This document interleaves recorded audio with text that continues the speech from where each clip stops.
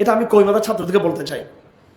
আমি শ্রদ্ধাবাদ ওলামা কিরাম এখানে আছেন, এটা দুঃখের সাথে আমরা বলতে চাচ্ছি, হাদিসের মসনদে বসলে জাতির খেদমত করা যাবে না কেন?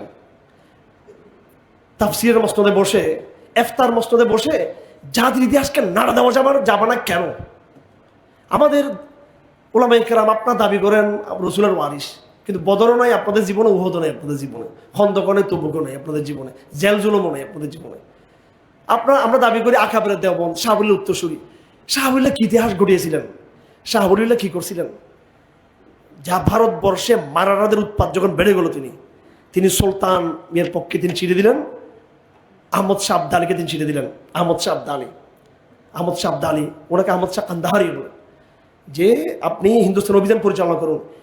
সেদিন ভাই শাহ ওয়ালিল্লাহর এই চিঠি যদি না হতো, শাহ ওয়ালিল্লাহর সেই বিপ্লবী চিঠি যদি না হতো, যিনি হে মুহাদ্দিসিন কেরাম আপনাদের গুরু, যিনি আপনাদের ইমাম, যিনি তাফসীরের ইমাম, বালাগাতের ইমাম, হাদিসের ইমাম, উসুল হাদিসের ইমাম, যার মতো বই তার আগে কেউ লিখতে পারে নাই, যে বৈচিত্র্যময় যে বইগুলো তিনি লিখেছেন, তিনি তার ইলমের মসনদে বসে, হাদিসের মসনদে বসে, তাহাজ্জুদের জায় নামাজে বসে তিনি সেই সময়ের মুসলিম পরাশক্তিকে চিঠি লিখেছেন যে তুমি হিন্দুস্তান অভিযান চালাও। যদি শাহ ওয়ালি সেই চিঠি যদি না হতো, পুরো হিন্দুস্তান পৌত্তলিকতার অতল গহ্বরে নিমজ্জিত হয়ে ইসলাম চিরতরে নিশ্চিহ্ন হয়ে যেত। এখন তো হিন্দুস্তানে মুসলমান অন্তত 30 কোটি মুসলমান তো আছে এখন হিন্দুস্তানে, এবং ইসলামের একটা সম্ভাবনা একদম উজ্জ্বল হিন্দুস্তানে। অবশ্যই ইসলাম তার জায়গা করে নেবে হিন্দুস্তানের ভবিষ্যৎ ইনশাআল্লাহ। এটা কার অবদান? শাহ ওয়ালির অবদান। আমরা আকাবেরদের এই জীবনীগুলোতে শিক্ষা নিতে হবে আমাদেরকে। বাস্তব জিহাদের ফিল্ডে তার এই অবদানটা ছিল। এরপরে তার বংশ পরম্পরা যেটা হয়েছে আজকে পর্যন্ত সূত্র আমরা টানতে চাই। আমরা যারা আজকে এখানে বসে আছি, আমরা কারা? আমরা কেউ এনসিপি, কেউ হেফাজত ইসলাম, কেউ জামাত ইসলাম, কেউ বিএনপি, কেউ পলাতক গুপ্ত আওয়ামী লীগ, কেউ এটা কেউ সেটা।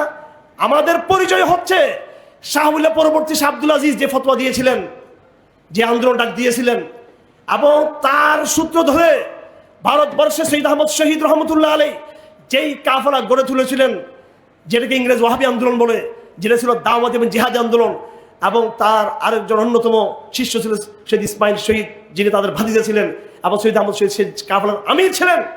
সেই ওয়াহাবি আন্দোলন, কথিত ওয়াহাবি আন্দোলন, আসলে এটা কিন্তু তৌহিদের আন্দোলন, দাওয়াতের আন্দোলন, জিহাদের আন্দোলন।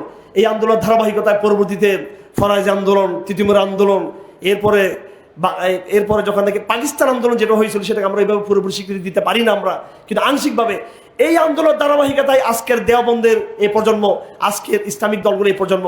আপনারা যারা ইসলামী দল করেন তাদের গোড়া শাহ ওয়ালিউল্লাহ, যাদের খানকা আছে তাদের গোড়া শাহ ওয়ালিউল্লাহ, যারা জিহাদের চিন্তা যারা করেন তাদের গোড়া কিন্তু শাহ ওয়ালিউল্লাহ, এবং যারা রাজনৈতিক চিন্তা করেন মাঠে আছেন আপনাদের সবার গোড়া কিন্তু শাহ ওয়ালিউল্লাহ। আবার আমরা সেই বিলুপ্ত সৈয়দ আহমদ শহীদের আন্দোলনকে আবার ফিরিয়ে আনতে চাই। আমরা আবার আমাদের পরিচয় এটাই। আজকে আমরা যার নামে এখানে বসেছি, অনেকে হয়তো মনে করেছেন কি এক আধ্যাত্মিক বয়ান দিবে এখানে, কে জানে। আমরা ইতিহাসের পিছনে ফিরে যেতে চাই, ইতিহাসের ভবিষ্যৎকে বিনির্মাণ করার জন্য। আমি বারবার একটা কথা বলে থাকি, ইংরেজি একটা প্রবাদ বাক্য, if you can look back, the longer you look back farther you can look ahead. যে পরিমাণ আপনি পিছনে তাকাবেন সেই পরিমাণ আপনি সামনে যেতে পারবেন। আমরা শাহ ওয়ালিল্লাহতে ফিরে যেতে চাই কিনা? আমরা সৈয়দ আহমদ শহীদে ফিরে যেতে চাই, শাহ ইসমাইল শহীদে ফিরে যেতে চাই, ওয়াহাবি আন্দোলনে ফিরে যেতে চাই।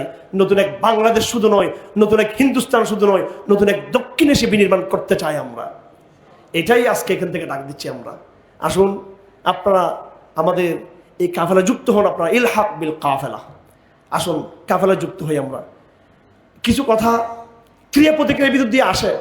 আমি সকল পক্ষকে বলছি, আহলে হাদিসদেরকে বলছি, এবং হানাফিদেরকে বলছি, জামাত শিবিরকে বলছি, কওমিদেরকে বলছি, এবং রাজনৈতিক যারা আছেন ক্ষমতায় বা ক্ষমতায় যারা নাই তাদের সবাইকে বলছি, আমাদের সবাইকে অবশ্যই মিল্লাতে ইব্রাহিমের ওই ঠিকানায় আমাদেরকে দাঁড়াতে হবে।